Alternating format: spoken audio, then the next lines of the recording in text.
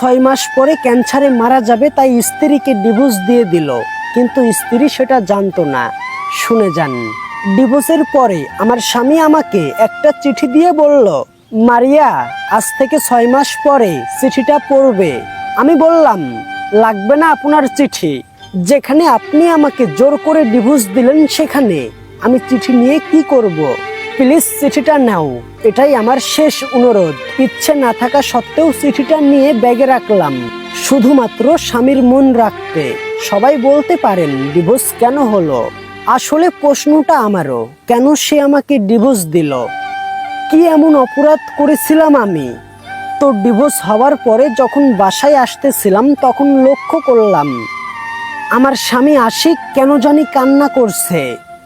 মনে মনে ভাবলাম, কান্না করুক, তাতে আমার কি? সে তো এখন আর আমার স্বামী না, সে আমাকে ঠকিয়েছে। ভাবতে ভাবতে বাসায় চলে আসলাম। এরপরে দীর্ঘ 1 বছর চলে যায়। এর মধ্যে আশিকের সঙ্গে আমার কোনো যোগাযোগ হয়নি। হঠাৎ একদিন মনে পড়লো তার দেওয়া চিঠির কথা।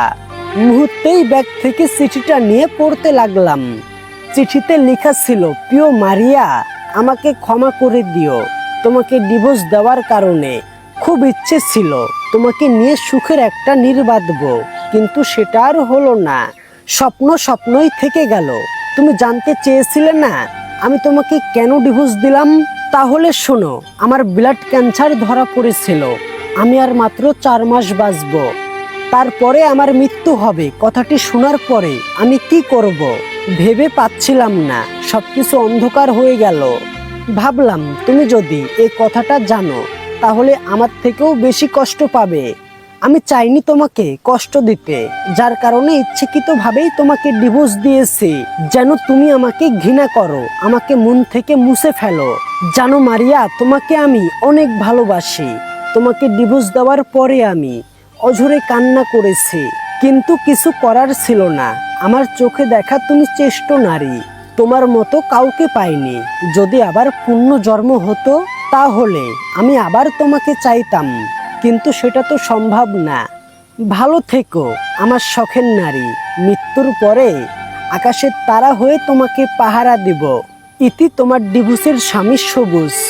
চিঠিটা পড়ার পরে আমি নিস্তব্ধ হয়ে গেছি। কি বলবো, ভাষা খুঁজে পাচ্ছি না। পুরো মাথাটাই যেন গোলমাল হয়ে গেল। একটি পুরুষ আমাকে এতটা ভালোবাসতো সেটা আমি বুঝতেও পারিনি। আসলেই কিন্তু পুরুষের ভালোবাসা বোঝার ক্ষমতা সবার থাকে না। পুরুষ নিজেই নিজেকে শেষ করে দিবে, কিন্তু কাউকে নিজের কষ্টের কথা বলবে না।